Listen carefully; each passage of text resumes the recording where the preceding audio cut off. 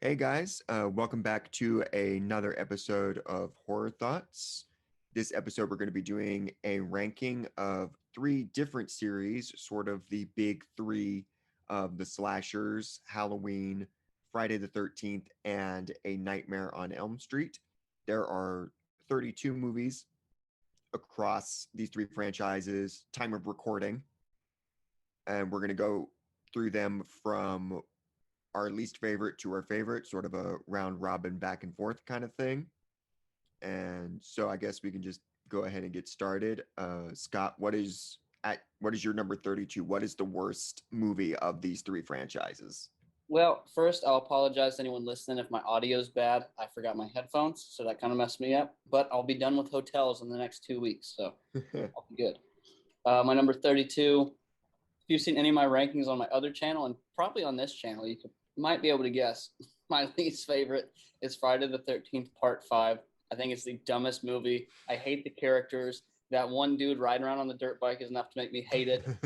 Uh, I, it offers nothing for me. The reveal is one of the worst reveals in horror history. It's like, oh, you remember that guy 45 minutes ago who loaded up a body and looked at the camera a little too long? It was him. And you're supposed to be in the crowd like, oh my God. He stands in front of a freaking tractor for 45 seconds rather than getting out of the way because he is a human being. He could do that. So things like that make me just really hate that movie. And coming off of, you'll see the bottom two on my list, they come off such good part fours that the part five just ruins it because number four is so good. I mean, when five comes out, terrible. Okay. Uh, well, my number 32 is from the same series, Can I but take a guess? mine, go ahead. Manhattan. Nope. Jason Goes to Hell. No way. I Yeah. would not have guessed that one. Of these movies that I feel are near unwatchable, and Jason Goes to Hell is one of those two. I think it's really, really quite. Um, it's something. I think it's awful. I can't stand watching it. I don't like you sort of said with five. I don't like these characters. I think that sort of dorky lead is super lame and weak sauce. I don't like the mythology they kind of throw at you, where Jason is actually a worm that's possessing bodies. None of those people do a good job of feeling like Jason. So even if I could get on board with a Jason possessing people movie, which I guess is at least it's a little different, none of those actors do anything to match Kane Hodder. So it just feels like you're watching dipshits sort of like mug for the camera and kind of, I don't know what the fuck they're doing. I don't like it at all. Um, my when my sister and I moved into our place together, and this is a few years ago, we decided to do like a marathon of these movies because she hadn't seen all of them, and we legit couldn't finish this one. I legit had to fast forward through it just to show her the Freddy Krueger ending because it's the only part of the movie I like. Yeah. I am a fan of Jason Goes to Hell, but when you explain it as Jason being a worm, I'm like, all right, maybe that movie is kind of stupid a little bit when you think about it. I could see people being into it because it is kind of insane and silly, and there's some good gore. But just for me, like it's Yeah. not enough. I will say before I go on to 31, my bottom five, six are like I will skip them every time. I won't watch them. So my bottom five, not watching. My middle, it's like if they're on, I guess I'll watch them. Then it goes to ones I enjoy, and then actually my favorites. But these bottom five, you can just assume I will skip them every time. Brings me to 31, which I think Sean already guessed. Mm-hmm. Halloween Part 5, which was neck and neck with Part 5 of Friday the 13th, simply because I love Halloween 4. And then you have to show up with Halloween 5 with a Loomis who's crazier than Michael.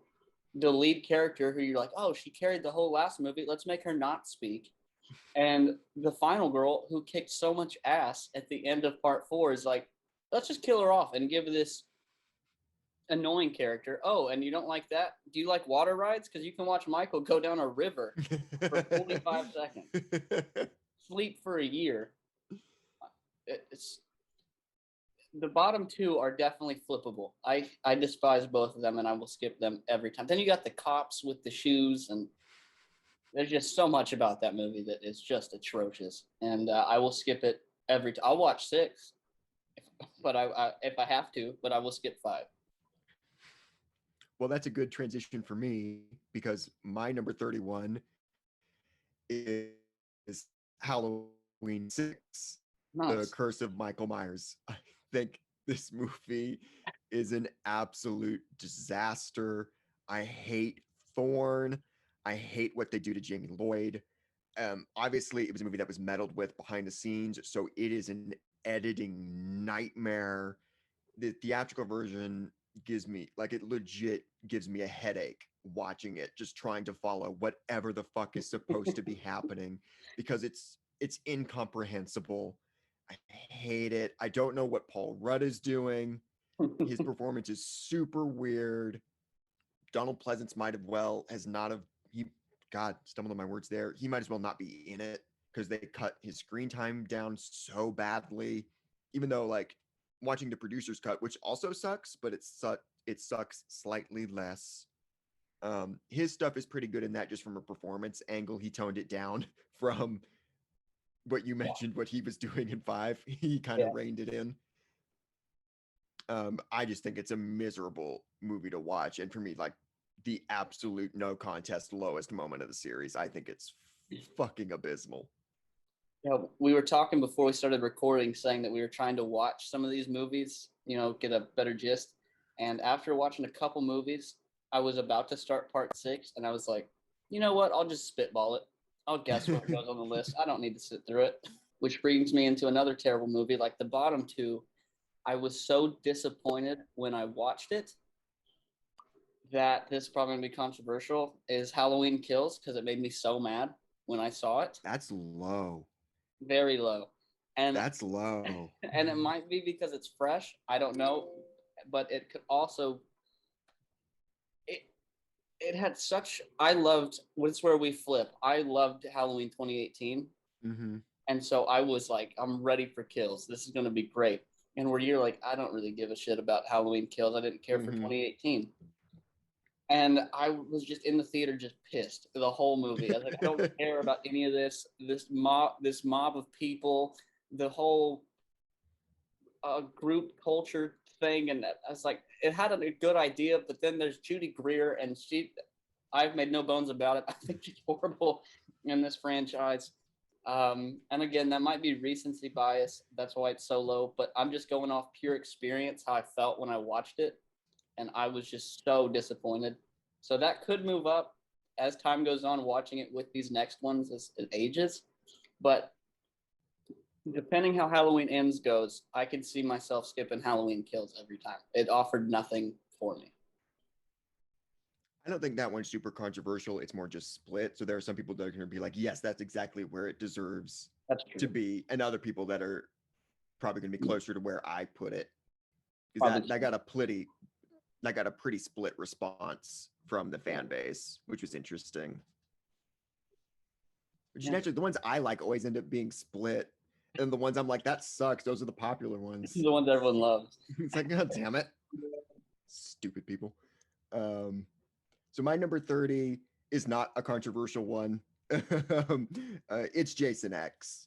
Oh, that's kind of controversial to me, sir. Oh, my problem with Jason X is that it isn't bad enough. Okay, that's fair. It's too competent for its own good because it's such a stupid idea for a movie. And if they like really leaned into it and really went for it, I think I'd be super into it. And there are moments where they do, like Uber Jason, like the virtual reality sequence. But for the most part, it's just a fucking Friday the 13th movie. It just happens to be on a spaceship. It's boring. It's played out. They don't really do enough with it for me. And so when I'm watching, I'm just like, I'm bored. That makes sense. Like, this is no fun. They're playing. Go ahead. They're trying to split this middle ground of being Friday the 13th, but also being funny, that I can see how they don't mesh together for someone.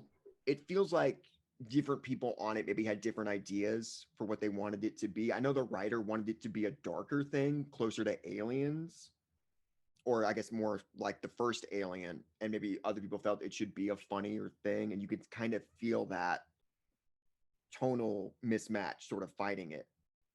And then just the characters are super bland, and that's ultimately what's going to determine which of these I like, because really all Friday the 13th is stupid. Yeah. Like to a degree, they're all kind of dumb. But if they have like a charming enough cast, I can kind of get into it. And for me, Jason X just doesn't. I get that. My number 29, and again, another one that I could skip because I've already seen it, and that's the Nightmare on Elm Street remake. I think it offers nothing. I've said it before. If you've seen other videos, I think the way they do Jackie Earl Haley, whatever his name is, his voice, it just sounds so like produced. I don't know. I can't. His voice drives me crazy in that movie, and so that kind of started with that. And they have a couple things in it I thought were cool ideas, like the micro sleep or whatever they called it. The micro naps. Micro naps. Yeah, I like the idea of that, and I think it had some good ideas, but I don't think that the characters really brought anything out in this. I don't think they really put much effort into it. I liked a lot of people hated this about it, but I liked that they actually did put the pressure on him being actually a child molester and pushing it. Because I'm like, if he's going to be a bad guy, I want him to be a very bad guy. If it's Freddy Krueger, I want him to be terrible. So it had some things that I liked, but all in all, I didn't like it the first time I watched it, and I've seen it once since then, and I feel the same about it. So Nightmare on Elm Street remake just had nothing to offer for me. So my number 29 is a movie we've already mentioned. It is Friday the 13th, Part 8, Jason Takes Manhattan. Obviously, there's just the disappointment. You hear that title and you go, well, that's going to be fun. Yeah. And then it's not that movie at all. He gets to New York in the last third, and then they didn't really shoot in New York, so you never really feel like they're in New York. It is always very clearly like, oh, that is a set in Vancouver, very obviously. And I've seen other movies that are like shot elsewhere, but still look like New York and still feel like New York. So I don't want to give them that pass entirely that they couldn't afford to shoot in New York. This is a weird movie to bring up, but the first Ninja Turtles movie wasn't shot in New York, but it feels like New York to me. Yeah. I say that never having been to New York, but still, I think that point stands. The idea of Jason being on a boat is interesting, like just on its own, trapped on a cruise ship with a serial killer. That's a neat idea. That's kind of intense, but I don't think this director has a lot of teeth, if that makes sense. It's easily the lightest of the Friday the 13th movies. It's very lacking on gore. There are some neat kills, but more from like, oh, that's funny. Not necessarily like, oh, like the way that it was before. It's just kind of like, how the rock star got hit with the guitar. That's funny. And that kind of a thing. I hate this lead character. And that's the thing that kills me is I can't stand the lead girl. I think she's I don't want to be mean. I don't think it's a very good performance. I think she's really weak sauce. My sister and I, because there's this moment where she's like looking for her dog on the boat and she goes to the two like bully girls. She's like, hey, have you guys seen my dog? And it's like that exact delivery. My sister and I will just go around just doing that all the time because it's a bad performance. Friday the 13th leads me into my number 28. And it's funny, I've always said that Friday the 13th is my favorite, and then it goes Nightmare, and I never grew up watching Halloween, so that was one I came on to later. And then as I was listening, I was like, man, my Friday the 13th ones are kind of low. A lot of them, actually. Part 6. And I know that's a lot of people love Part 6. They think that's a huge, huge movie, not franchise. I've heard some people put it as their favorite. I don't like it. The bumbling paintball scene is enough for me to be like, I hate this movie. Like those characters are so dumb, and that's That's all that stands out to me in that movie is that one freaking scene, and that's enough. I've never had to watch it since. I've watched it. If I'm doing a marathon, I'll sit through it, but every time Hmm. I'm just like, I'd rather get to part 7 Hmm. and even part 8 because I there's nothing. I get that it's supposed to be uh, how would you put it? I guess more comedic in a way. I don't know how. Yeah, it's kind of Scream-esque, a very Yeah. proto Scream. Uh, and correct me if I'm wrong, because this is the one where they drag him into the lake, right? Yes, this is the one with the lake. Yeah, that is the dumbest. In that, like, Jason, come over here, and he walks to the water, and Come they're on, like, you no, come back pussy. here, come over here, and he just keeps turning around back and forth, and just wades into an ocean. I was like, that's stupid. And so I just think that's a horrible, horrible Jason. You do get that iconic shot of him standing on top of the bus or the Mm-hmm. RV. So Yeah. that's pretty cool. But other than that, again, it goes back to those dumb characters in the middle. That's all I can remember about that movie. That stupid paintball scene. Uh, I it's probably my least watched Friday the 13th. Honestly, is part 6. uh, I'll get to that movie in a little bit, but I do want to say I appreciate the paintball scene for explaining how Jason gets his weapons. I can see why the comedy would turn people off, but in every other Friday movie, he just has like an arsenal Yeah, somehow. that's true. So I like that there's a scene to sort of explain, like, oh, here's where he got the machete, he's where he got this. That's true. So I like that they thought about that a little bit. Oh, and also, again, this is the one where the daughter is obsessed with Tommy, correct? In the jail. He's The a cop, yes, yeah. the cop's daughter has a The crush on cop's Tommy daughter and is unbelievably forward. is so aggressive, and he's like, she knows nothing about him other than he's in prison, and her dad said this is a bad man, don't mess with him. She's like, I'm gonna get him out of here. I'm like, She's like, I'm in. And that Tommy's like, not into it at all. dude, Tommy's just like, I just want to kill Jason. I yeah, guess I'll deal with this. yeah, this girl's so forward, knows nothing about him. He could easily just go gut her like a fish outside of this jail, and she's like, whatever, I'm gonna put him in my car and we're gonna drive off because my dad told me not to. So cute. There's some cool kills. The one where he gets split Hilarious. backwards is pretty cool. Yeah. Uh, That's a series highlight, I think. but again, this is another one I could skip right over and be Mhm. totally fine. Okay, so my number 28 is Halloween Resurrection. So this is we're kind of in the territory now where I think kind of like what you're saying with Friday 6, where it's not like abysmal, but it's so nothing, you know, where it's just such a nothing movie. I mean, it would probably rank higher if it wasn't for what they do to Jamie Lee at the beginning. That opening sequence is probably the worst thing of the series, actually, now that I'm thinking about it. Like, Yeah, that is how they retcon the ending of H2O, just killing Lori off as unceremoniously as they did. All of that is horrible. And it's the opening. The movie makes the worst first impression possible and then just saddles you with these nothing, boring ass characters that just suck. And the whole reality show thing is kind of dumb. I don't like any of that. Busta Rhymes is amusing. And that's honestly the biggest insult that you can give Halloween Resurrection is that Busta Rhymes really is the best part. He's the only thing that's remotely entertaining. And so that's probably why it ranks a little higher, is at least Busta makes me laugh. But other than that, I think this is worthless.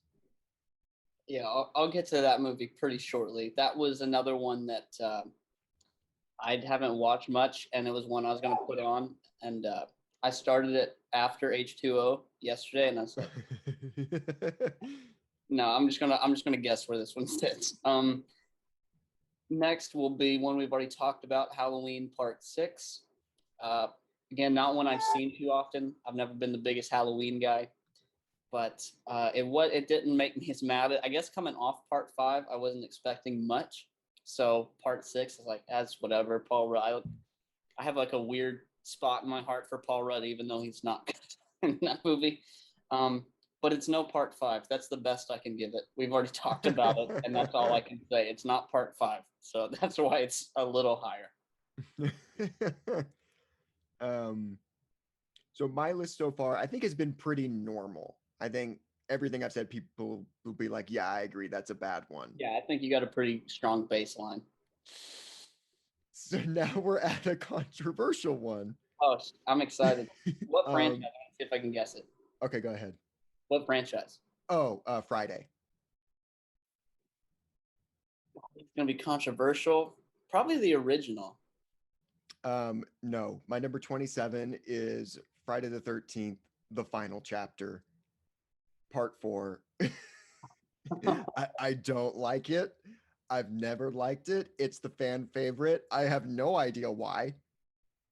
I don't like it at all.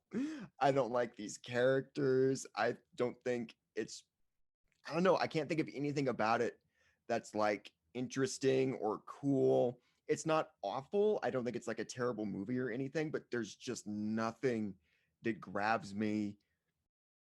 Crispin Glover and his friend are so goddamn annoying. And their whole like, I can't get laid, whatever the fuck they're doing. I hate them. I don't care about Corey Feldman or his sister or any of that. I don't like it. That's fair. That's a hot take, but that's fair. Just keep the Friday the 13th going. We've already talked about this one, part 8, Manhattan. Same complaints as you. I mean, the opening's stupid. It's a boat on a lake, and then he got to an ocean to get to New York. From Jersey. One of the biggest continuity errors I've ever seen in a movie. Really pissed me off. I don't think the boxing. Everyone always references the boxing kill. My favorite kill in that movie is I just think because it's so brutal is when they're in that little disco hall of the boat, and he chokes that girl out and just lifelessly throws her to the ground. I think that's my favorite kill. That's a good one. It's not. I'll watch it. Then you hit the ending where the sewer system every night. Oh my god! Then it turns him into a child. And you're like, okay, whatever. It's one of those moments where you can clearly tell the writer just threw his hands in the air and said, "I have no idea." It would have been better if you already mentioned Ninja Turtles being in New York. Just fights the Ninja Turtles. Then he just has to deal with the Ninja Turtles. That would have been a sweet crossover. I'd have been okay. Yeah. Yeah, we've already. Go ahead. Your complaints are my complaints, but I think it's a little more watchable. I will say, to give Manhattan a few more points, I think that is a fun bad movie night movie. Yes. If you like have like a group of people over and you're like, I don't know, ordering pizza or whatever, I think that's a fun movie to watch with other people and like riff. Yeah. Like that's in like Kiss Meets the Phantom of the Park territory, I think. Well, that's the number 1 movie. That's a quality movie. That's art. That's up there with Next Generation. So my next one, number 26, is controversial, not because of where it is, just because I have it above part 4. But it's Friday the 13th, part 5, A New Beginning, which I like more than part 4. And I'll tell you why I like it more than part 4. It's because I like Tommy in that movie. I like this weird, completely messed up, delusional, like rage-driven Tommy. I think he's interesting. And that's what kind of pulls me through that movie, is I kind of like what he's dealing with. Everything else I agree with what you said earlier. It's, oh my God, the rednecks, the mom and the son are so awful. Even just the premise, it's like, it's this weird halfway house, but only like 2 or 3 of the people seem to have mental issues and everybody else is just normal. Yeah, they're just that's a weird thing. It's a fucking abysmal murder mystery. If you know it's a murder mystery, you know exactly who it is the second he shows up on screen because they telegraph it so fucking hard. And then it's such a BS contrivance of like, oh, this was his son. And it's like, he was just being why is his son there then? Like, what are we doing? It's bad. It's really bad. So coming into my number 25, these are movies that I don't mind. I'll put on. I got through the ones I will definitely skip. And that comes with Dream Child. I don't mind it, but it's definitely not a favorite of the series for me. It's got some cool kills, but as you'll see later, it doesn't hit like Nightmare on Elm Street 3 where it's scary Freddy and he's got little zingers. And it's not like Freddy's Dead where it's so over the top that it's almost cartoonish. It's like 5 kind of tried to just sit in this weird area of being like trying to be over the top, but also trying to be, and it doesn't have a lot for me. I think the idea of it's cool. Like the dreams going into an unborn child. I thought that was a really cool idea the first time I watched it. I was like, this is about to be sweet. Then you hit the end and you got to meet his terrible possessed son. It's like, oh, teach me stuff like that. So horrible. I want to be bad like you. Huh. That so it's not terrible. I can watch it because it's a nightmare movie. You can kind of just get lost. And while it is a dream, it can be crazy. But other than that, yeah, it's kind of just middle of the road for me. My 25 is similar. It's Nightmare on Elm Street 4, The Dream Master. This is my first Elm Street on the list. I just think it's lame as hell. It's trying so hard to be hip of the times, and I just think it's weak sauce. I don't like any of it. I guess some of the effects are pretty neat, particularly for the time, and I think even now they still hold up. Like there is a production value to Elm Street 4 that is cool, but I just think it's really silly and dumb, and I have zero fun with it. You're telling me you don't like to watch imaginary karate fights? No, I don't actually. That's the one moment where it's like, we ran out of money. Yeah. It's like, oh, we spent too much on that giant Freddy torso they built. Have you seen that behind the scenes? I saw the what is it called? Never Sleep Again. Is that documentary? They might have shown it in there, but that bit when Freddy's dying and it goes to like his stomach and like the people are coming out. They built this like giant torso to like film that. They didn't have money for karate, I guess, or Robert was just busy that day. He was just busy. Like, go fight that sheet. I've got to go film my TV show. Yeah, I got better things to do than this. 24, again, still middle of the road. These next 6 or 7, you could honestly move around wherever you want. I don't have too many. Nothing's diehard to me here. We've already talked about it. Halloween Resurrection. I've seen it maybe twice, maybe. And it never offended me, but it never meant anything to me. It was just there. Yeah.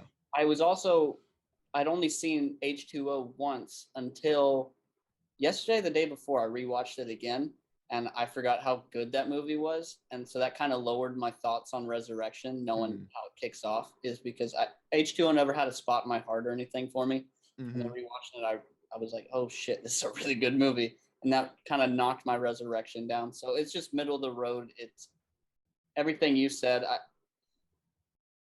The Busta Rhymes stuff is kind of ridiculous, but whatever. It's never meant anything to me, and I've never watched it enough to care. So it's just irrelevant to me. So Halloween Resurrection. My number 24 is A Nightmare on Elm Street, The Dream Child. To kind of go off, because it's kind of the same thing you said, where any scene that doesn't have Freddy, I like a lot. I think this is a solid teen angst drama that is interrupted by one of the worst slasher films I've ever seen.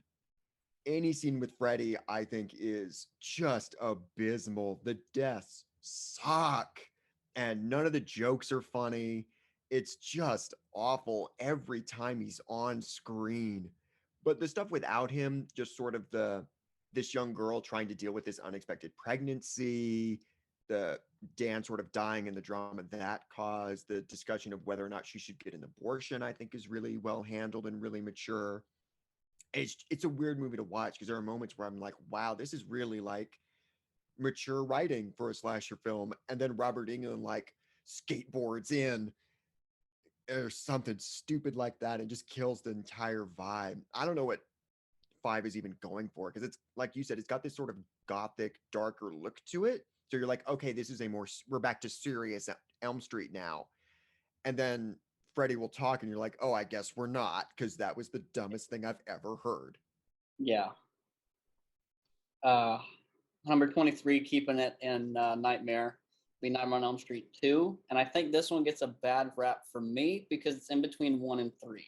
And those are two of my favorites. So that one definitely gets glossed over.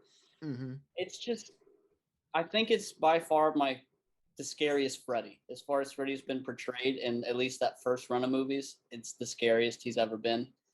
He's dark, but I can't understand why he, like the whole pool party scene, like why are you trying to go out there? There's one little part where he's in the real world and he's chasing the love interest, the girl's name, I don't remember it. And he just starts Lisa. He just starts throwing Lisa's parents' china on the ground, and I'm like, you're not in a dream anymore, dude. Like that's someone's plates. Like, come on now, have some morals. And I get that it's a super, I guess, empowering film with all because they call it gay undertones. I'm like, that is the furthest thing. Y'all don't know what undertones mean. That is the most overtone I have ever seen. And they talk about it in that Never Sleep Again documentary. Mm-hmm. Like, if you look in the closet, there's a game called Probe up there that was purposely placed there. And then Bob Shea took his kids to a porn shop so they could go get all the S&M gear and stuff with his like 7-year-old daughters. And it's like, fuck are y'all making in this movie? And they're like, we had no idea it was gay. I'm like, okay. That's my favorite part is like, it'll talk to like the writer who'll be like, yeah, that was intentional subtext. And then it'll cut to the director being like, I had no idea. It's like, dude, you film a naked man getting towel whipped and had balls blast all over him. And you were like, I didn't even. Clueless. He's clueless. Dude. If you're interested, if anyone has Shudder, that they did a documentary on that lead actor and sort of the bad experience he had post that movie. And it was super interesting because his life didn't turn out super great. It got better, but he didn't have a great time post that movie. Yeah, I've been meaning to watch that. I've seen it on there. I just haven't watched it yet. So my number 23 is Halloween 2018. I don't hate this movie, but man, it just didn't work for me at all. It's trying to do this thing, and Halloween Kills continues it, where it's more of an ensemble cast, where it's not necessarily just about Laurie. It's kind of trying to be about these three characters: Laurie, her daughter, Karen, nailed it, and her granddaughter, Allison. And the movie just doesn't really quite have enough space to deal with all of them. So Karen's a pretty nothing character. There's not really a whole lot for Allison to do. And I personally don't think we get enough of Laurie because it's constantly cutting away to the granddaughter, who I think is really superfluous. And I don't really like Michael in it either. I will say this is one I should have rewatched because maybe in retrospect, enjoying Halloween Kills, I would have liked this better. And particularly, I quite liked their take on Michael and Halloween Kills. So maybe if I rewatched it, I'd be warmer to it with more context. But I remember just in 2018, just feeling like he was too random. Like they overcorrected from the sequels where they did the whole silly, he wants to kill his family thing. But in the original, like why he picked Laurie was random, but he was focused. He had a target, and that's what kind of made him scary, is he was so hyper focused on this one girl and fucking with her. Whereas in 2018, he's kind of just wandering around. Like he's just kind of killing whoever. Yeah. And then he sort of just gets lucky that he comes across main characters, or the movie has to contrive shit like the dumb evil doctor thing just to get him and Laurie in the same room. Like, I just don't think it's a super well constructed movie. And I don't know, I don't really have any fun with it. That makes sense. I've never thought about it in that sense, but yeah, he does go through a lot of stuff just to get that. It's like if he was just focused on Laurie, he'd just have to go find her in the middle of nowhere and then try to get her out. Whereas all these different things that lead them to each other. Or just like Laurie is the Dr. Loomis, have her go to him. Yeah. Like have him like pick a target and kind of be fucking with her like he did in the OG, and then Laurie is the Loomis hunting him down. Like, I don't know, because they like start to do that, and then Laurie goes, I'm gonna go home. And just like boards up in the house, which is the smart thing to do, just like board up with all your defenses. Yeah. Then the movie has to get Michael there, and it's not, I think, super well handled. Yeah, I've only seen that once or twice. I know I saw it in theaters and then I saw it once afterwards. I should probably rewatch that one as well. Maybe it'd make me feel different about Halloween Kills. We'd have the same exact feelings. Number 22. Again, these next few kind of mix and match wherever you want them. Freddy's Dead. I know people, a lot of people, this is atrocious, especially if you're a diehard Nightmare fan. This is atrocious. But I think it's so over the top that it's so like with Jason X, you said you wish they picked a lane. I think Mhm. Freddy's Dead picked a lane at It least. did. They're like, we're going over the top with this. And that's why I can get some enjoyment out of it because it's one of those movie night movies where you can sit and watch it. Mhm. It's got some funny parts and it's so that's why I can separate it from like part five because part Sure. five didn't really have a lane. Freddy's Dead was like, this is what we're going for. You're either gonna love it or you're gonna You're in it or you're not. exactly. Like, So but it is what it is. that's why it's watchable and enjoyable for me because it picks a side. Yeah. So 22? Yeah. My Yeah. number 22 is Halloween 3, Season of the Witch. So I know whenever anybody complains about this movie, people, fans of it, get super defensive, like immediately, like, oh, just because Michael's not in it. No, I like the anthology idea. I just don't think it's very good. I Yeah. think it's really, really boring. I don't like Tom Atkins' character at all. He's just this really sleazy douche, and you're just stuck Yeah. with him for 90 minutes, and it's awful. The reason it ranks high, the only reason it ranks as high as it does, is because once you get to the villain, once you get to Connell Cochran, the movie just loses its mind. And I love it. Like when they're going on about Stonehenge and the magic chips that are going to rot people's brains and just the utter nonsense that is this movie's third act is so fucking bananas. And I love how bananas it is.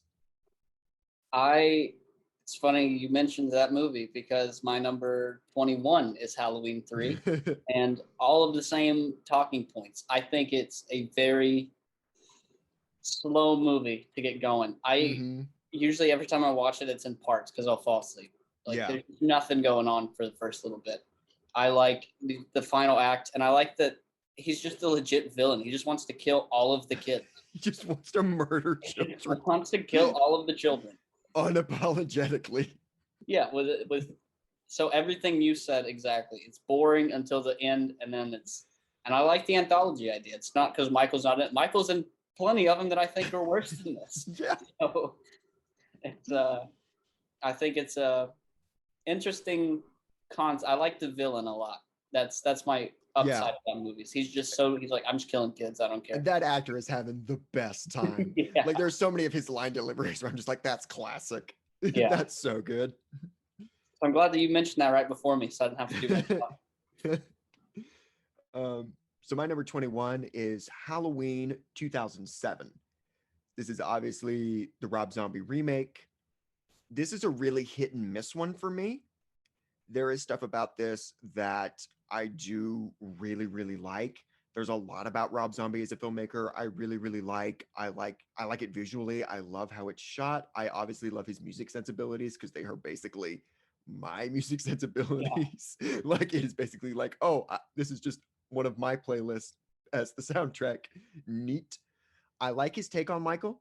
I like the sort of brutality of Tyler Maine's Michael. I think that's really cool. It was great to see Danielle Harris again in a different kind of role. I really like Malcolm McDowell as Dr. Loomis. It's a very different character, but I think a really interesting one. What I don't like is that it is very clearly two different movies where Zombie wanted to make a prequel about the young Michael Myers killing his sister and then his time in the sanitarium. But then obviously the studio was like, okay, but we need like Michael. And so it sort of becomes half prequel and then half a remake. And I just don't think they gel. I don't think structurally, I don't think tonally, the point of view character changes because halfway through, the first half, Michael is the main character and it's about him. And then halfway through, suddenly we switch to this new version of Laurie who doesn't have any time to be developed or to really gain any kind of personality. And then just unfortunately for that actress, you're being compared to like one of the greats of movies, Jamie Lee Curtis. And so it can't help but feel like falling short. And so I have a hard time with this one. I still think you're the only person on the planet, or one of 6 people, who puts Halloween 2 from Rob Zombie over his original one. Yeah, it's a small number, but there are dozens of us.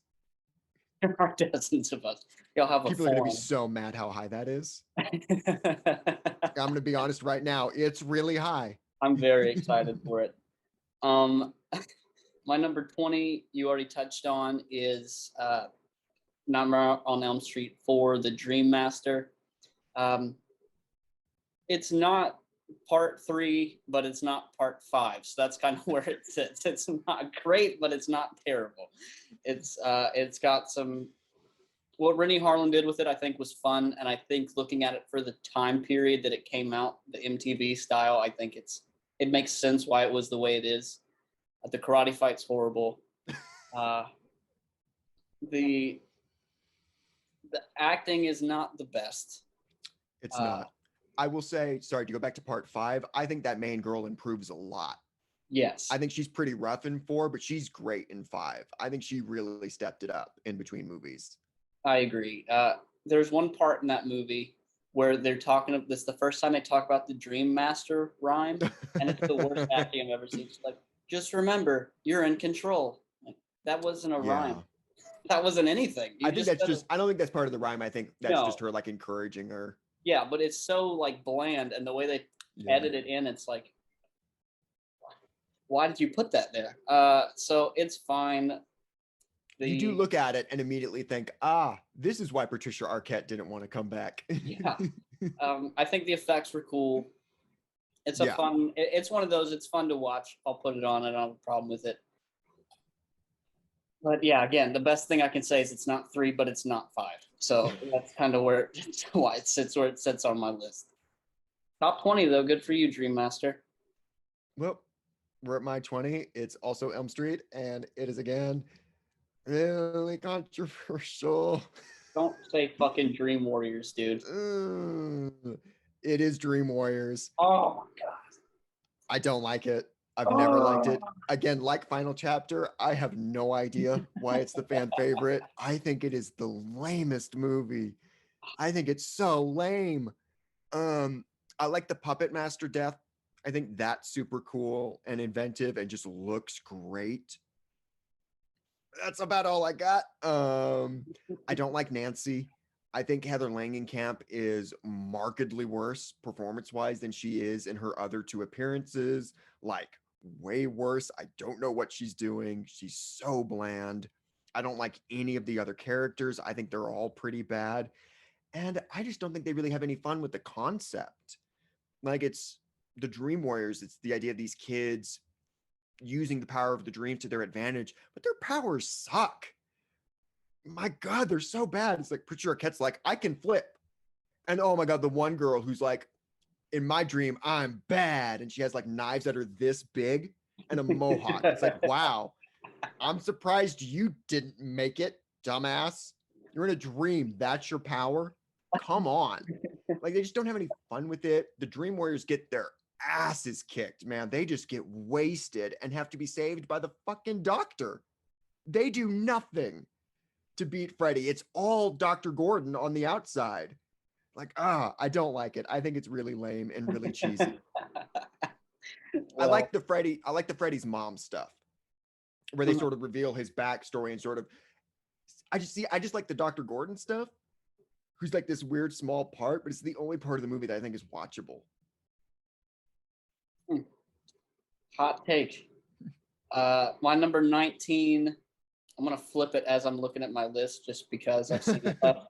Friday the 13th, New Blood. So a handful of times I've seen it. I enjoy it, but I don't remember it enough to put it above other things. So sure. I've always liked it. I think it's a solid entry, and also coming between 6 and 8, it had nothing but upside for me. Sure. So I don't mind it. Yeah, I just flipped it looking at my list right now, the one I got next. I I'm think it's a curious. cool concept. The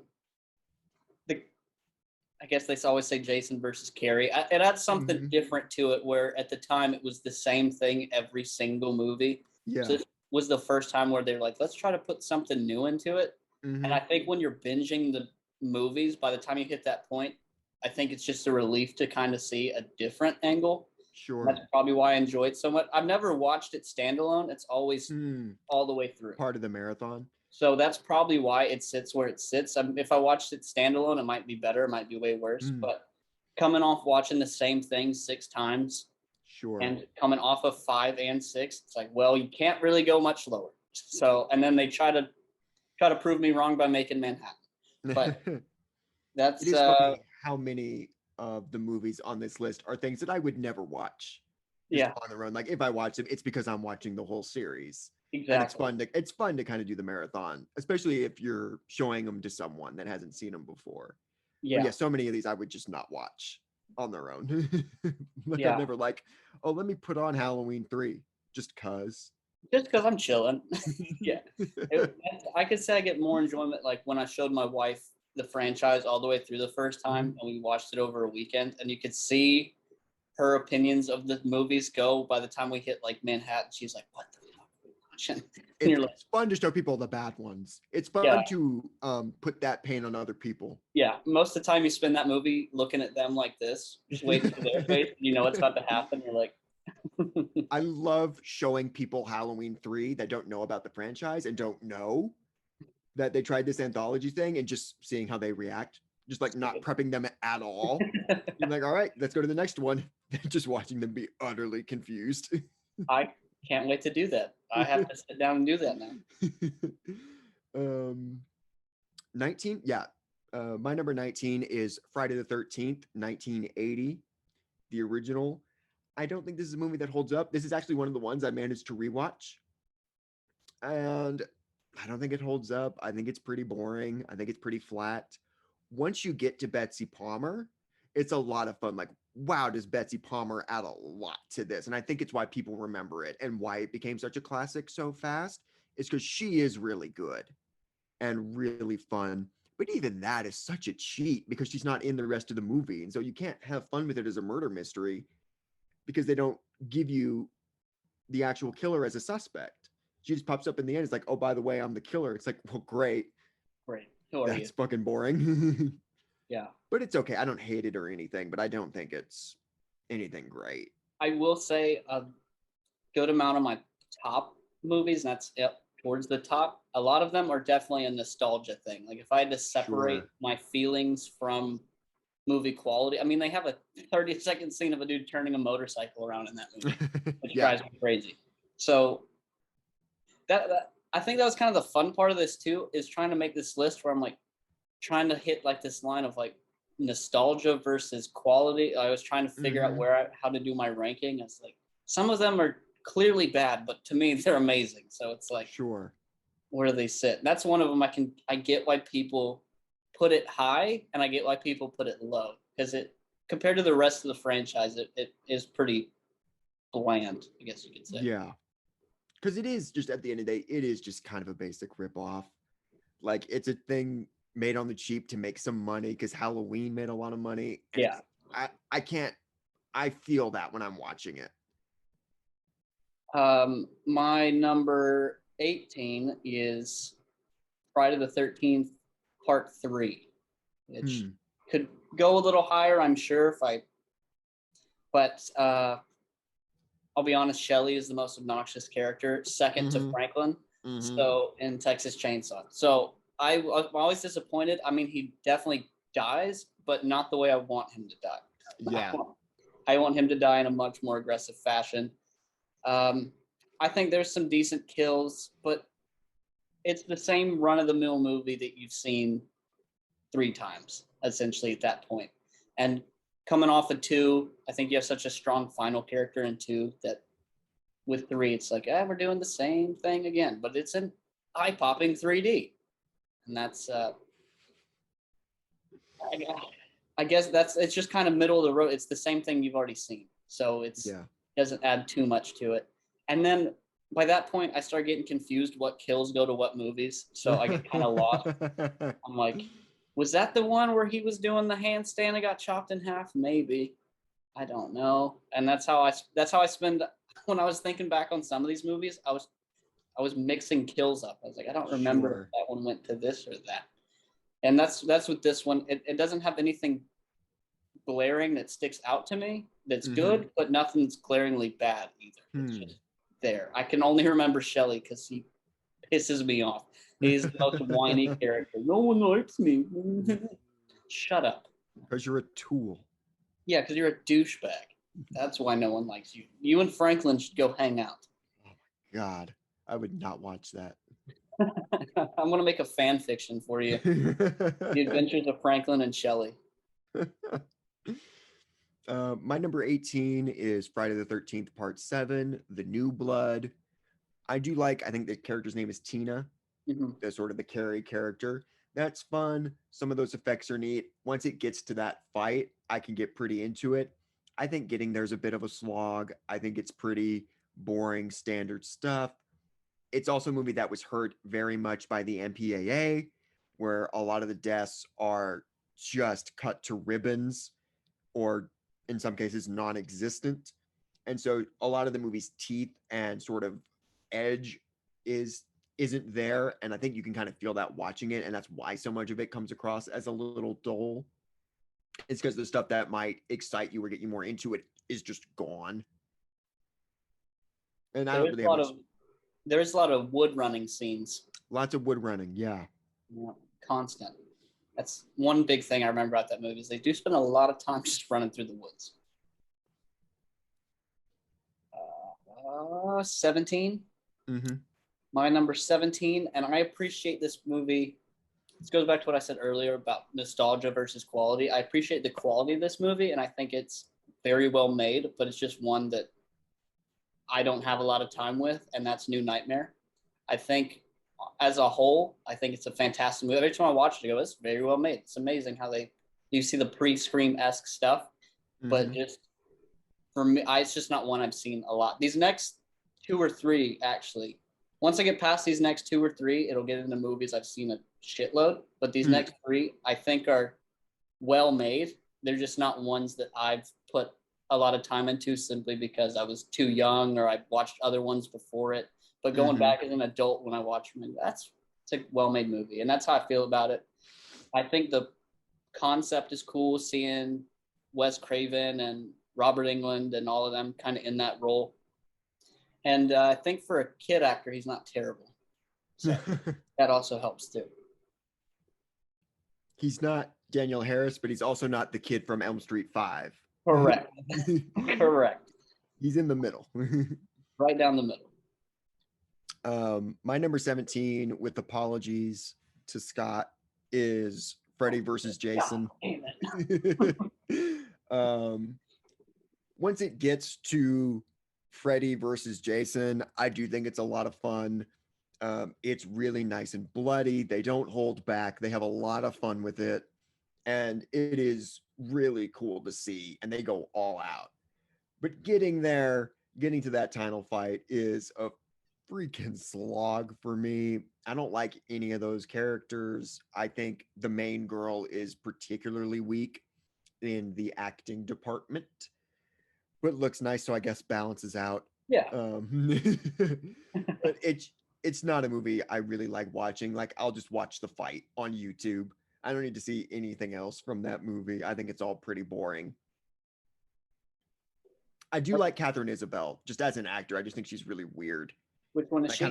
So in that movie, she is the girl whose boyfriend gets the bed. Oh, yeah, she's kind of quirky. Yeah, and she's the main girl of Ginger Snaps, and I just think she's just a really weird, interesting actor. So I kind of wish she had been the main character and not the piece of white bread with boobs that's walking around.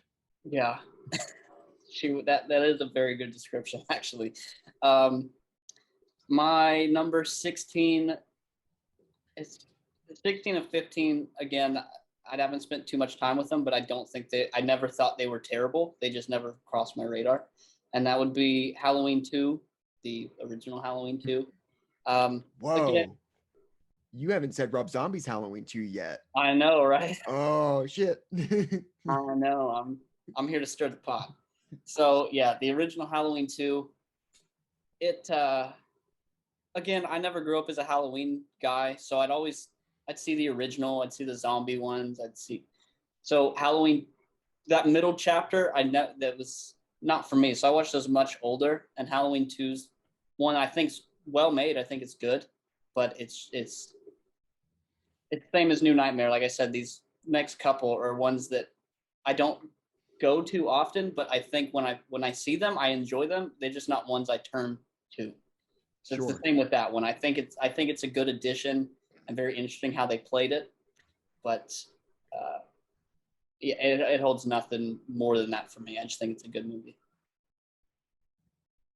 So my number 16, again with apologies to Scott in particular, is Halloween 5, The Revenge of Michael Myers.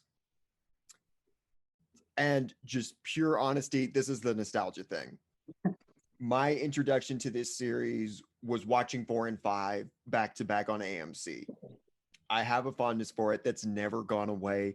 It is a movie that gets actively worse every time I watch it. Every time I have seen it, I have noticed a new thing where I'm like, that is awful. Why did you do that? But I can't help it. It's got a charm to it that appeals to me. It's still Danielle Harris, even if she's not speaking. And I don't know, there are some neat sequences. I like the laundry chute sequence. Um, the weird car chase is kind of intense.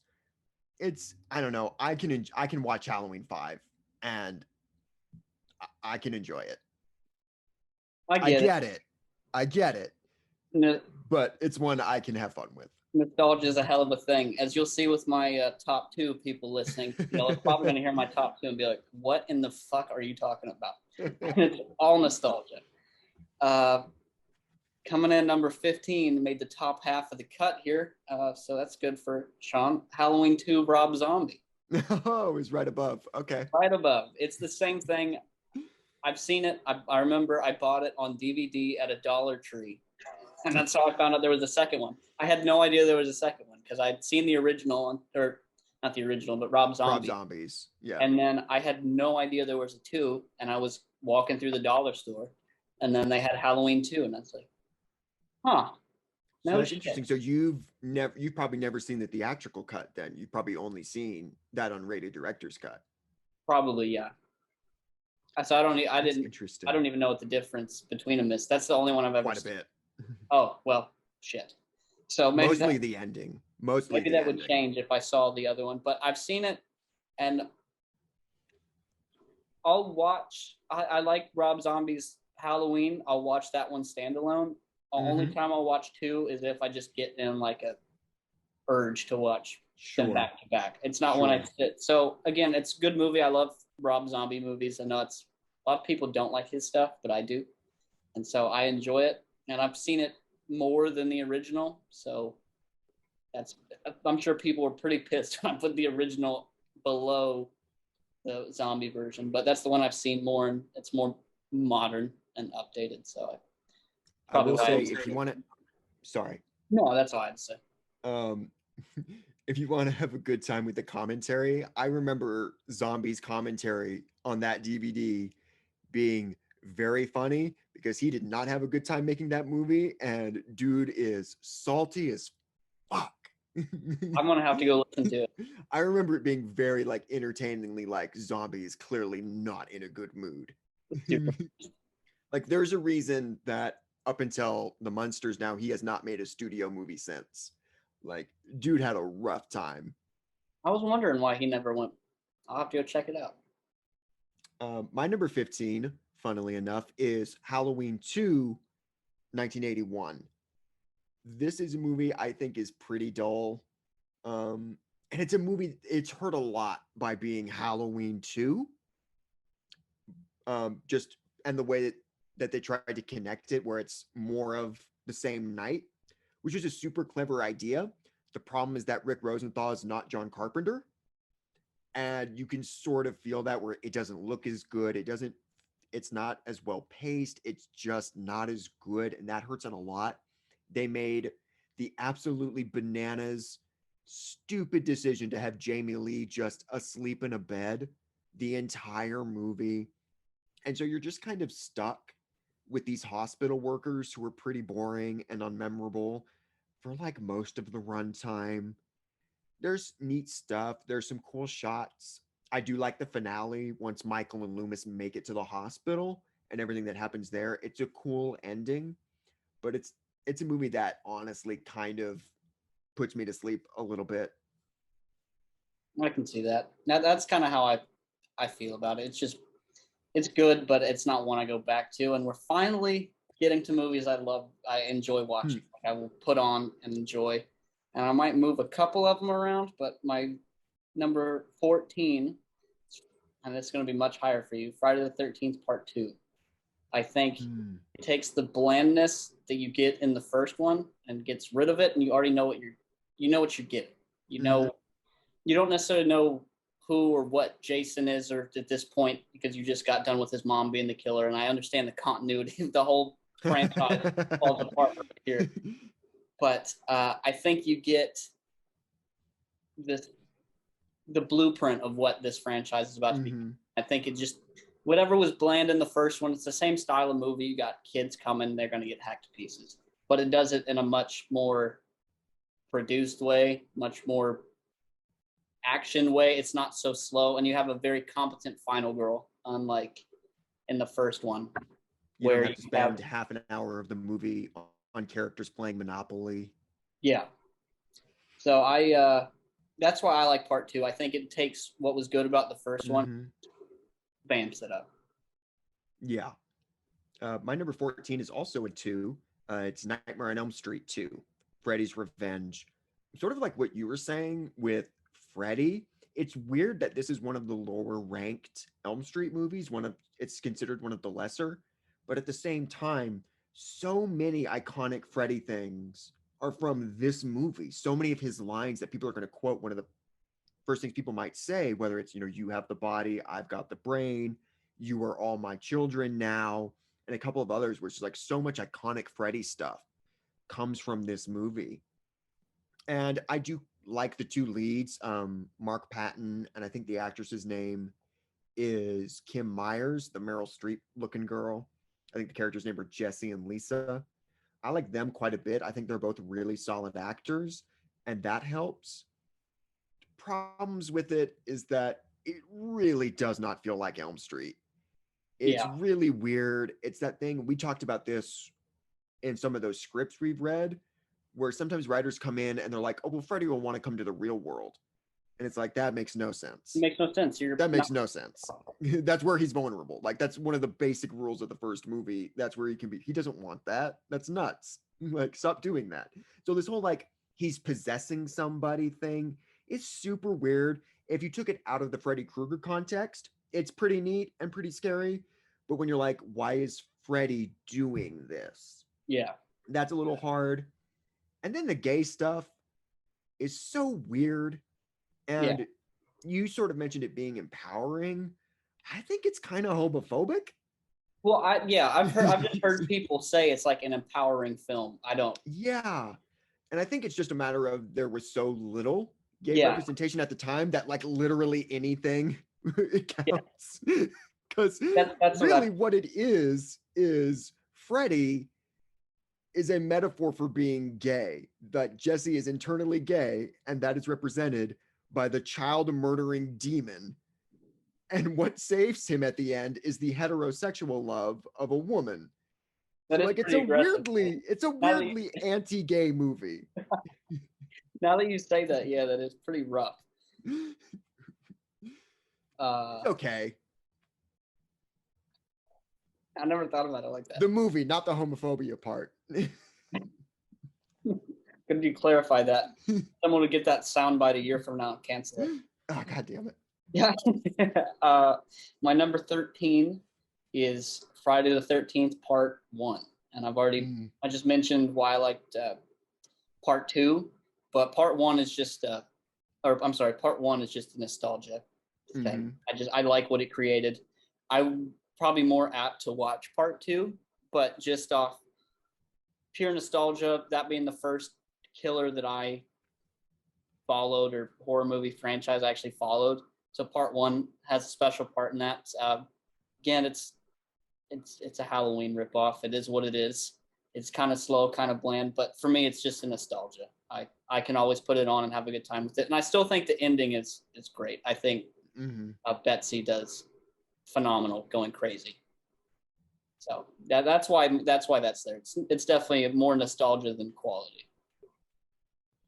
I wish I had put a Friday movie at number 13. That'd have made sense. Oh, I didn't even think about it.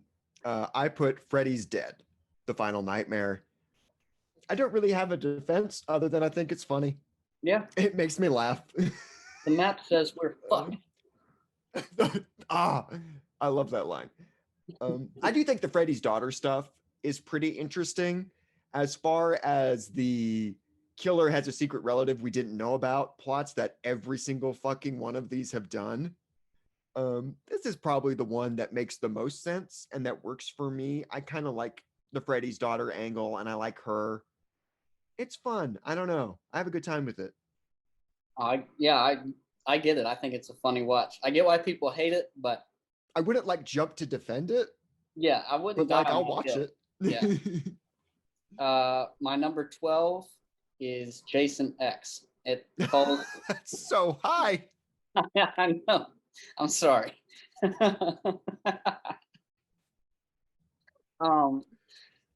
I think it falls into the Freddy's Dead thing. I think it makes me laugh when I watch it. I think it's funny, and I think it has some funny callbacks, like the sleeping bag kill. I think it's so ridiculous that I enjoy it, and I think that's why I like it. And that's probably why people have been like, I haven't heard Jason Goes to Hell yet. You haven't, and it'll be a bit.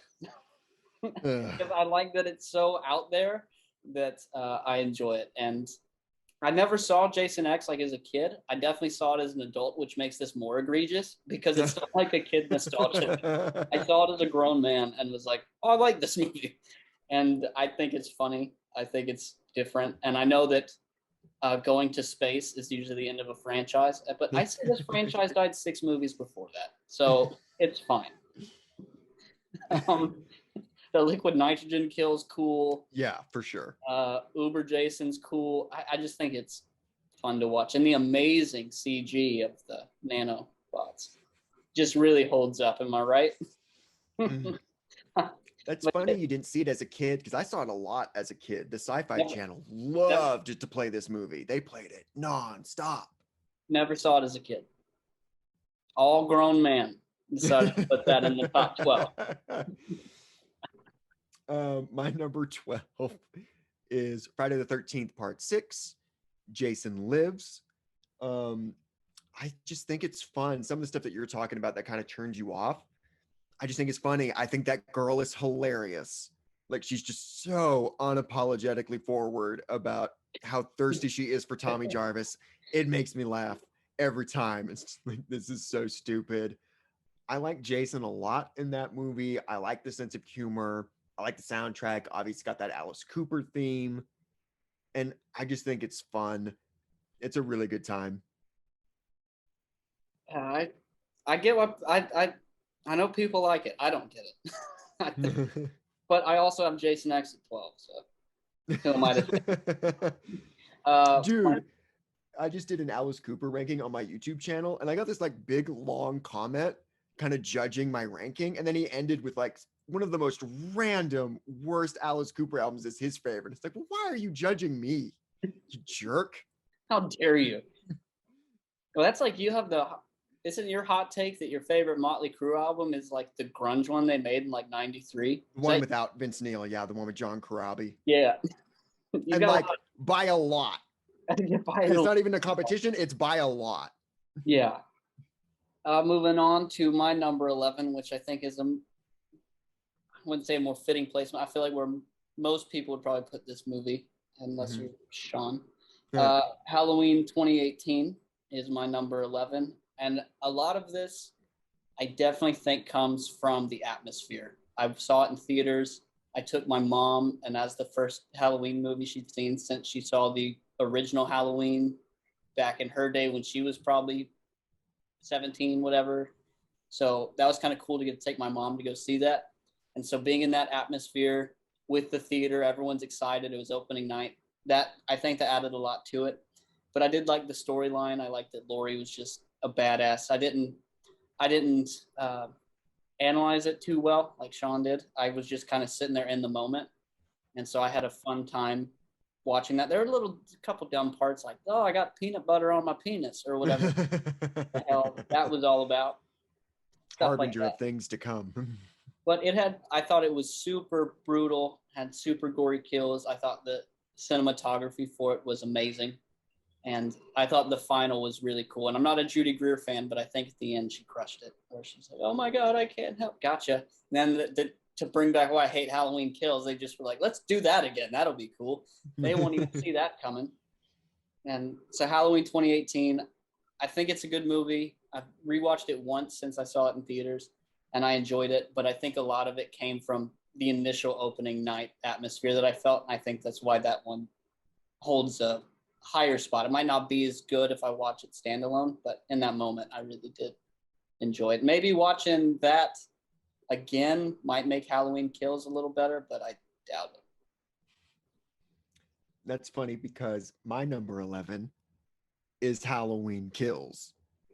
For a lot of the same reasons, I think, where that was one of the first movies I saw in theaters post COVID. And I think just something about that, just being back in that environment and it being Halloween, just felt really good. And I just had fun. Yeah. Like, I think, and maybe it was an expectations thing where I really was pumped for 2018 and then let down. Whereas this, I went, well, that last one sucked. So let's see what this does. And then it was just crazy big and over the top and kind of nuts. And I just kind of went along for the ride and had a good time. Yeah, it's funny how perspectives can definitely change it. I went into Halloween 2018 going like, that'll be cool. I'll take my mom to see it. That'll be cool for her. And I had no expectations. Never been a Halloween guy. I watched it and I was like, holy shit, I can't wait to see the second one. Because you were like, I'm pumped for this. It was a letdown. And then it just flipped with Kills. I was like, let's do it. And I thought it was terrible. And you're like, whatever. It's funny how expectations can change it. Keeping with Halloween, my number 10, and made the top 10, so don't skewer me in the fucking comments, people who think this is the best thing to ever touch the planet Earth. The original Halloween is my number 10. I think it's good. I think it's classic. You get all the things to come, John Carpenter and Laurie Strode and this whole storyline. I think I like it because it's the most ominous, I think Michael is, where he's just lurking everywhere. And that's what makes that creepy. It's not straightforward. He's going to sneak and gut you and do this. But I also like to think about if I was watching it in 1978, where you just see this dude lurking everywhere. And then when the kills start happening, it's unapologetic. He's sticking people to walls. You think he's dead, and then he sits up in the background. So I think it holds up to this day. I think it's a staple for a reason. And I can see why it definitely spawned a franchise. And when they came out with Season of the Witch, people were like, what the fuck? Bring Michael back. So I think, and obviously everything that movie led to creating, just off inspiration, all the slashers, Friday the 13th, all that stuff. So I think it's great. It's not one that it's obviously not my favorite Halloween movie. If anyone's keeping track, we're still missing some. But I do have a fun time with it, and it's one that I can just put on any time of the year. Doesn't matter. Doesn't have to be, it's a Halloween, let's watch this. I'll put it on right now and have a good time with it. Oh, yeah. I'll put on the original Halloween anytime, anywhere. Don't fucking care. Yeah, that was one of the ones I watched for this. Yeah, we're in my top 10 right now. So any of these in my top 10 are ones I would put on anytime and just have a good time with. I need no excuse to watch Halloween. Yeah. My number 10 is Friday the 13th, 2009. I see fans sometimes kind of shit on this one. And it's like, I have no idea why. It's a Friday the 13th movie. Like, and the things they'll complain about, I'll just be like, have you not watched any of these? Like, It is the Friday the 13th movie. It is everything you would want and expect, just with modern cameras. Yeah. Like, I think it's super fun. I like these characters. I think they're funny. I think Jared Padalecki as the lead is really charming. I like his sort of backstory with his sister. I think that's some good character dynamic stuff. I like Jason a lot. Kills are fun as hell. I think it's a really good time. It's a really fun movie. I agree, and I will touch on it later in the list to make people mad who already don't be that high. Uh, but I do have many great things to say about that. Now, I would say this one, keeping it in the Friday the 13th lane, is probably going to make some people upset. And that is Oh, is this Jason Goes to Hell? Yep. I swear to God, while I was reading this, you know what? I am going to put it to number 8 because I can Oh, and it's my list. Friday the 13th Part 4 is my number 9. I think it's, for all the reasons you hate it, like the back and forth with Crispin Glover and all that, I find that funny. I think... We put in my computer. Shut up. I find that funny. I think his corkscrew death is really cool. Yeah. You got the twins. Every movie needs twins. Every movie needs twins. I like the young Tommy Jarvis. I think Tom Savini crushed it with the effects, especially at the end. Yeah. And I like to imagine a world, even though Jason Goes to Hell is higher. I like to imagine a world where it ended at 4. Like that was it. Done. Final chapter, it's over. This would be lauded as one of the greatest franchise as far as quality compared to the next 6 that came after it. If they would have stopped at 4, if they didn't have a Manhattan and a beginning and all those films that people were like, these are trash. If it would have just stopped at 4, I think it would have been much well received, because the ones that come after 4 are very hitter. Most people who like certain ones, it's a nostalgia thing, and that's sure. It. Yeah. I think I think Part 4 wrapped it up perfectly for me.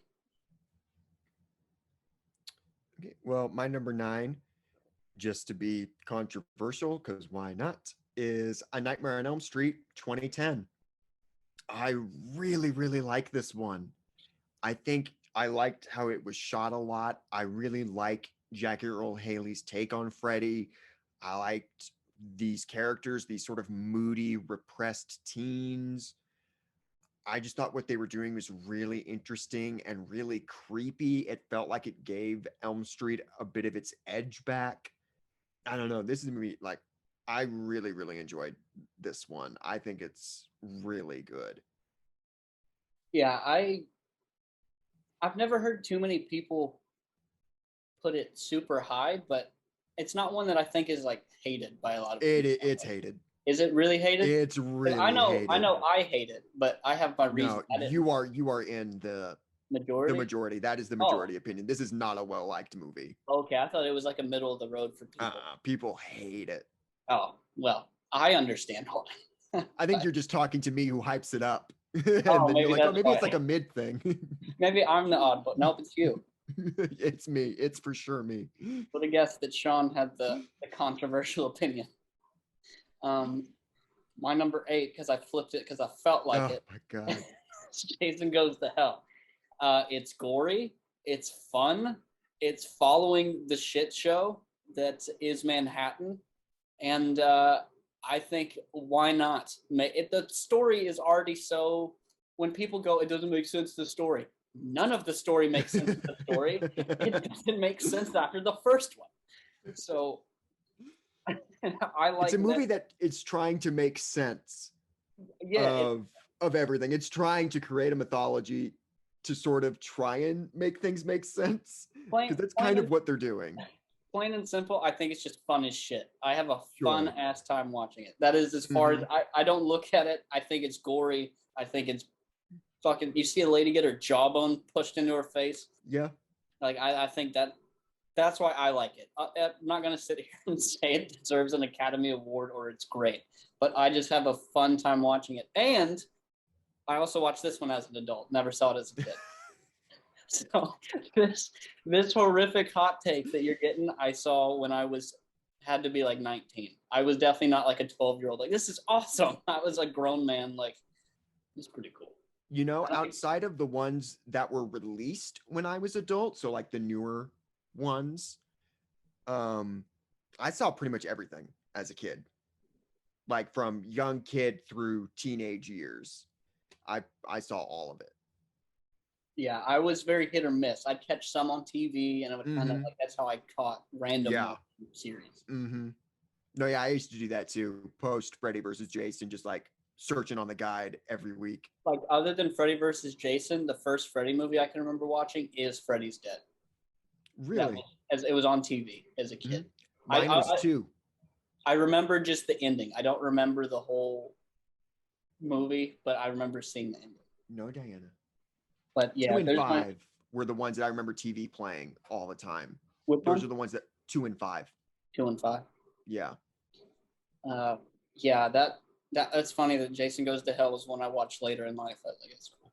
But I probably was watching it in a marathon and was already pissed off. So Yeah, you're like coming off Manhattan. See, for may, me, it's I, the opposite thing where I think it's so much worse than Manhattan. I'm like, cool, let's just continue this downslide. I think the opening scene is pretty awesome. How they I try will to I will give you that. That opening's pretty cool. uh, it kind of makes me laugh whenever he's like, that makes me laugh. So yeah, that's my part 8. Suck it, everybody. Okay, my number 8, that's what we're on, right?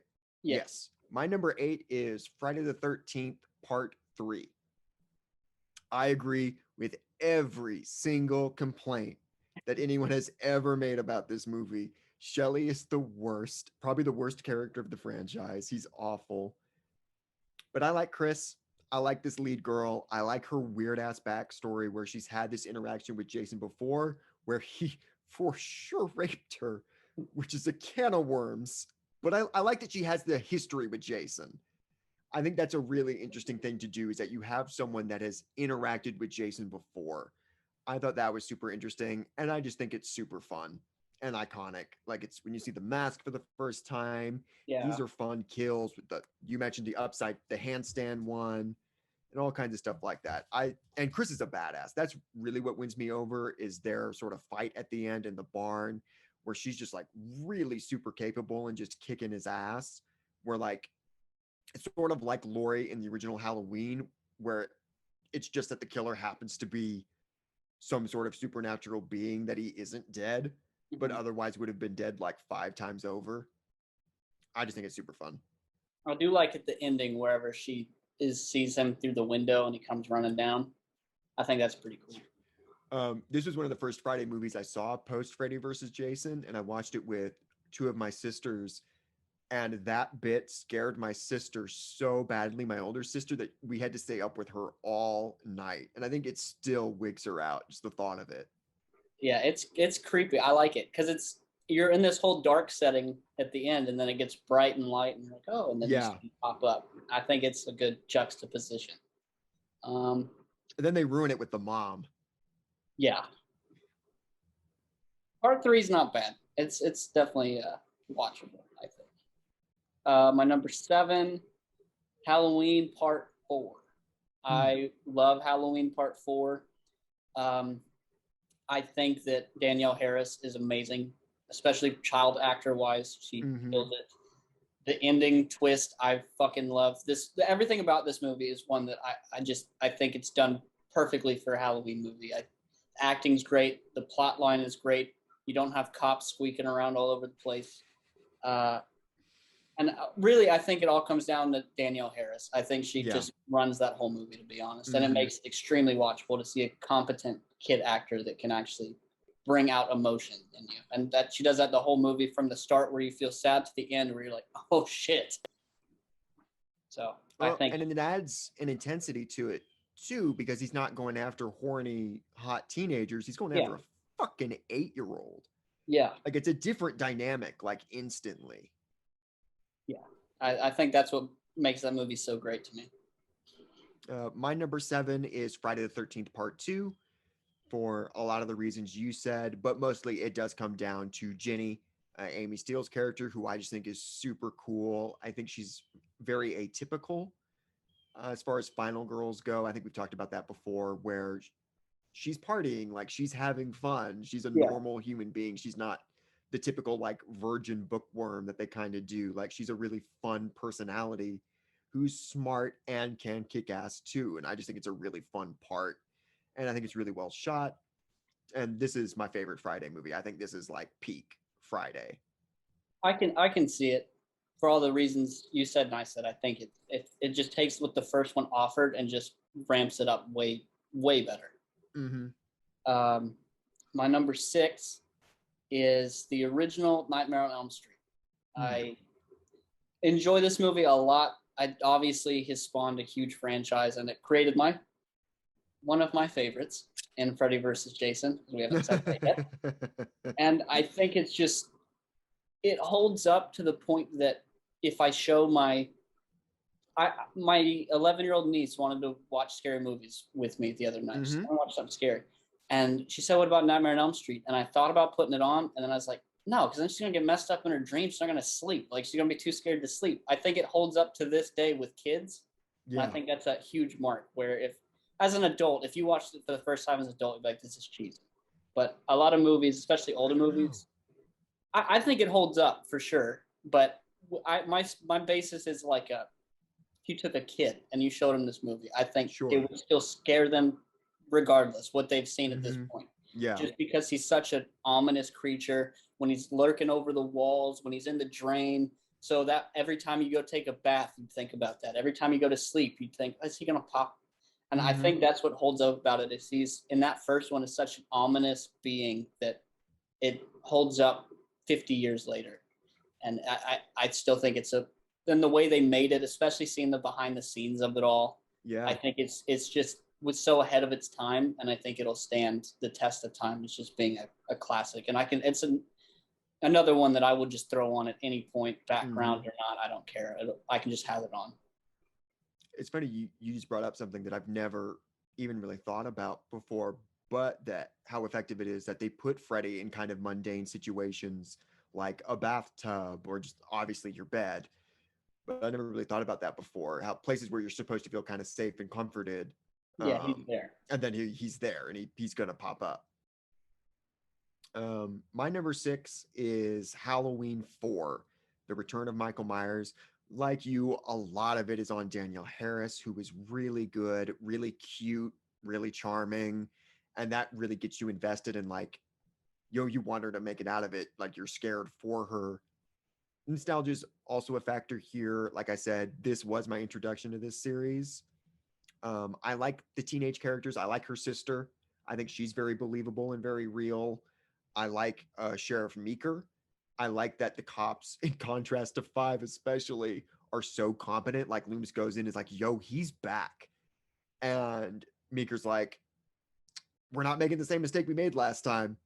Like he's just so competent so instantly. And that's really cool. My only complaints are just on a technical level. It looks a little cheap to me. It looks a little TV movie-esque. The mask isn't very good. But other than that, this is one I'm really down for Halloween 4. I did forget to mention the older sister. I think she is so competent and such a good character in this franchise that, that when they wipe her out so soon in the 5th one. Yeah. Come on. And they do the thing, and it's my least favorite thing when they do this, because there are so many examples where the survivor will get killed off in the opening in the next movie, where they dumb them down. Yeah. And they make them way dumber just so they can kill them off. It's like that person wouldn't have done that. They wouldn't be in that situation. Yeah. Hitting my top 5. And this one just peaked in this weekend because I rewatched it. But Halloween H2O.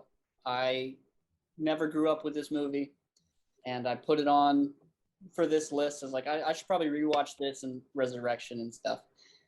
And I put this on, and I forgot how much I actually thought this was a good movie from seeing it when I was a kid to as an adult. And I think it was just damn near perfect. It just tied in the old style with this. I guess it's not modern anymore in 1998. Modern at the time. Modern at the time. Scream. Yeah. This is there. And just the choices that Jamie Lee Curtis makes she's very competent. When even sitting here as an adult, whenever she sends him out the gate to drive and she breaks the gate code so the gate won't open, I'm like, oh shit, here we go. She's not Yeah. fucking around. It's like kill or be killed. I'm not living with this burden anymore. I either kill him or he kills me, but we're done. Same thing. The coroner comes, she hops in the van, takes off. And that's what I like. It was very like, I'm dealing with this trauma right now, whether it kills me or I kill it, it's over. And I like that it's very cut and dry. And then, as you brought up, Resurrection really just demolishes that ending. Oh my god. I'll just pretend that movie doesn't even exist. Yeah. And I like that. And at the very end, where you think maybe there's going to be some sympathy, and she's like, "Nah, fuck that," ends it. Boom. I think from start to finish, it does so good at keeping the tension. You got funny characters like the security guard, always trying to write that novel. His erotic novel. Yeah. Yeah. So I everything about that movie was way better than I remembered, and that is one that I will be watching a lot more for sure. My number 5 is also Halloween H2O 20 years later, though it is the worst movie title of all time. Horrible. Yeah, it's on Jamie Lee. She's so great. I prefer this take on an older Laurie more so than the 2018 one. I think they delve into it a little more. This sort of the way the alcoholic nature of it is maybe a little done. Like it's an obvious way to go. Like, oh, she's an alcoholic, but I don't know. I think it works and Jamie Lee plays it well. Yeah. And like you said, that showdown is so good. Like that's where the original series should have ended. Like, yes, especially because like right after Resurrection, they reboot anyway for zombies because Resurrection was so bad. Yeah. But for me, like, yeah, that's the ending. Yeah. Like she cuts his fucking head off. It's over. Yeah, I disregard that's so good. Yeah. Perfect ending. Perfect Halloween film, but not my favorite yet. We haven't gotten there. My number left. Oh, god damn it. My number 4 is one of your least favorites, and that's Dream Warriors. I think Dream Warriors kicks ass. I think that is the best. You're not going to agree. I think it's the best portrayal of Nancy.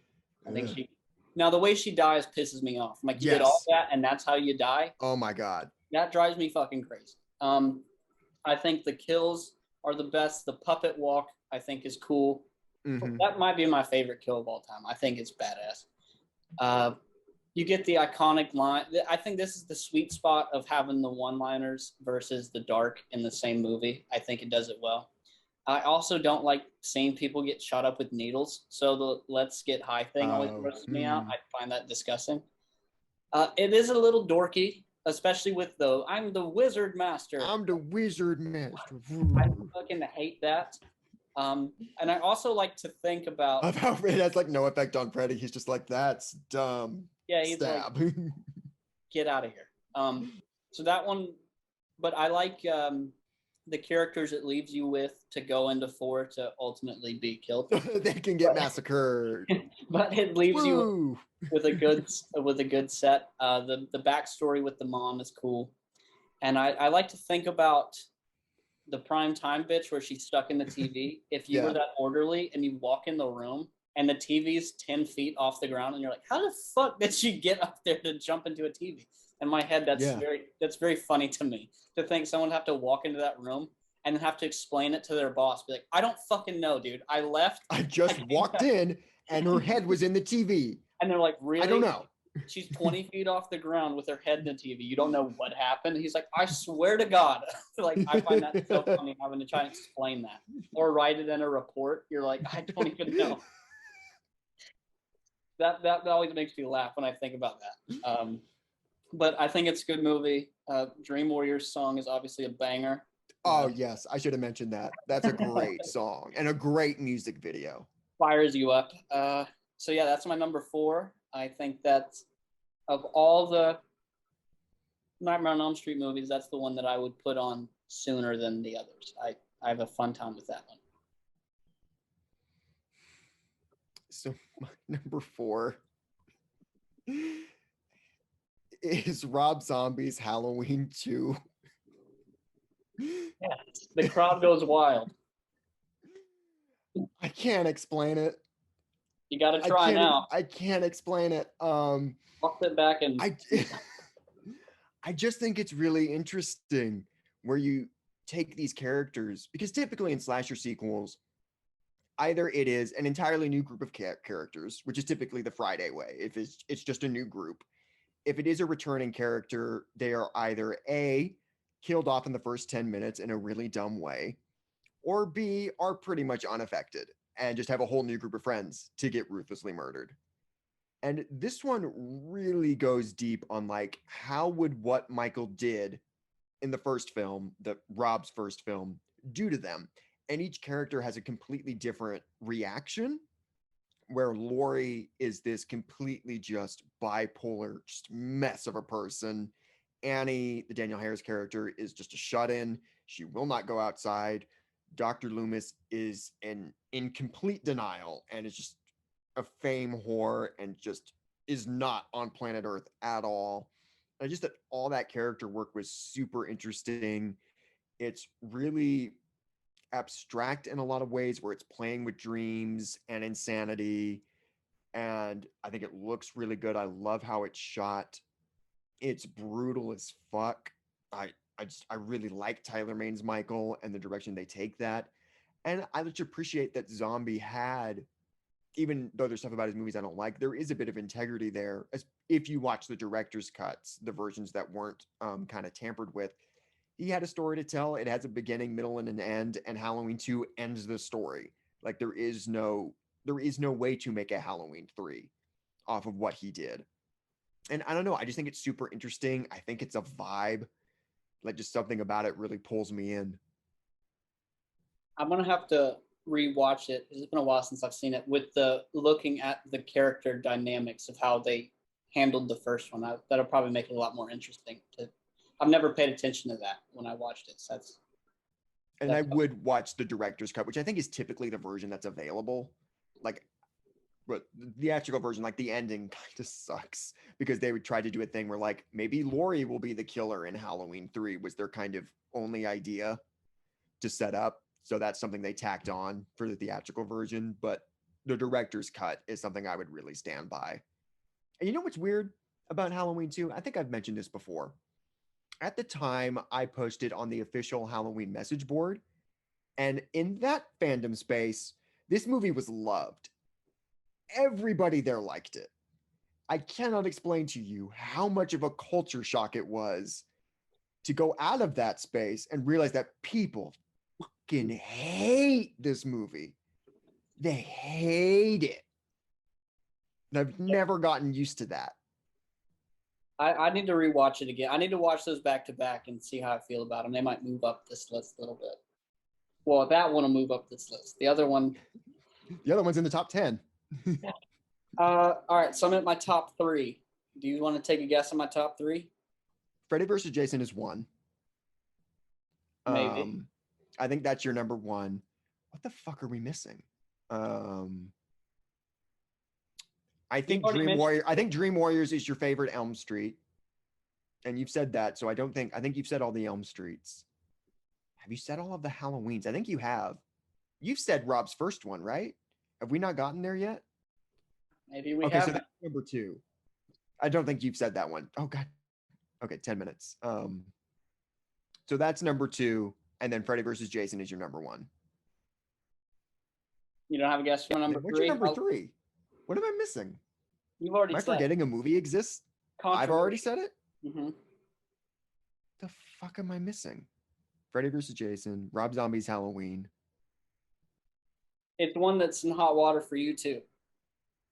My opinion on it was controversial, so it was high. Too high. Oh God damn it! Friday the 13th reboot. You nailed it. You got my top 3. Yeah, my number 3, Friday the 13th remake. It is brutal. It is what I want in a slasher. I never understand the hate for this movie. I think it's brutal. The way that Freddy vs. Jason made me feel as a 7-year-old, where I was like, oh my God, that's terrifying, is how I felt when I saw the remake when I was 13 or whatever, 15, however old I was when it came out. I was a freshman in high school. I think I was 15, maybe I was 14, 15, somewhere in there. 14. When I Yeah. watched it, I got that same type of fear. I was like, holy shit. That opening scene of that movie, I was like, oh my Oh, God. that Like, entire prologue is so good. yeah. So, and people always bring up Trent's a terrible character. Yeah, he's supposed to be, and he dies. Yeah, So I he's, think he's fine. I think he's the right blend of being obnoxious, but in a funny way. And yeah, like you want him to get his comeuppance, and he does. I think it's brutal. I think it's everything I want in a Friday movie and a horror movie in general. I will watch the shit out of that movie 100 times over. I love the remake. Yeah. And your top three is going to be Halloween. You haven't said that. Mm-hmm. I don't know if that's your number one. You got Nightmare on Elm Street left. What the fuck is your third one? It's definitely not going to be a Friday the 13th movie. I've already said H2O.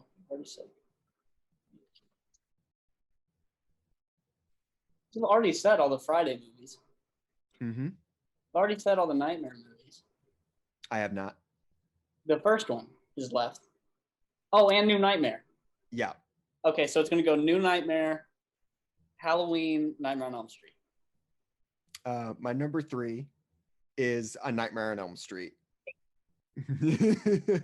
um, I think it is a classic of classics. I think it's so goddamn good for all the reasons you said. I love the dynamic between Nancy and Freddy.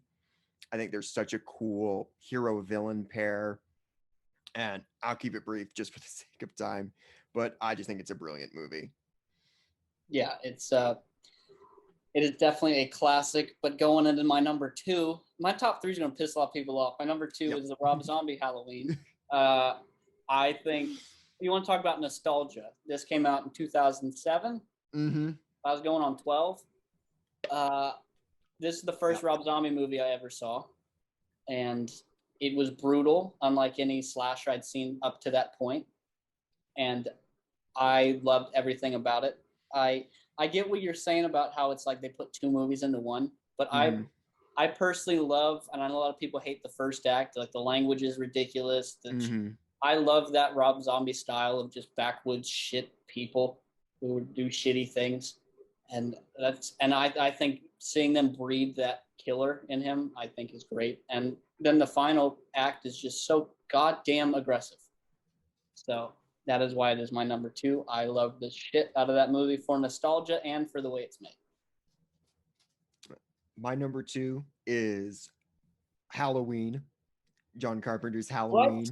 Dude, I would not have guessed that. This is a perfect movie. I accept no complaints. I will not hear them. I think it's shot so well. I love it. I love it to death. This is one of the best movies ever made, I think.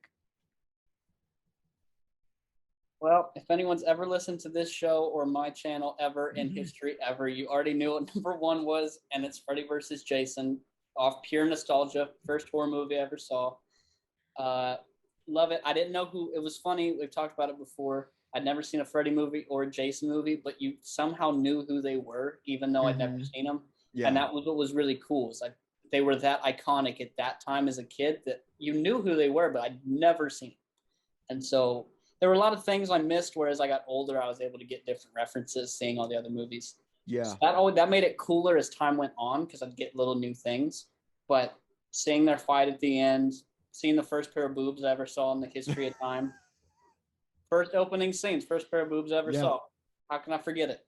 And it just holds such a nostalgia place in my heart that it will always be my number one out of these movies.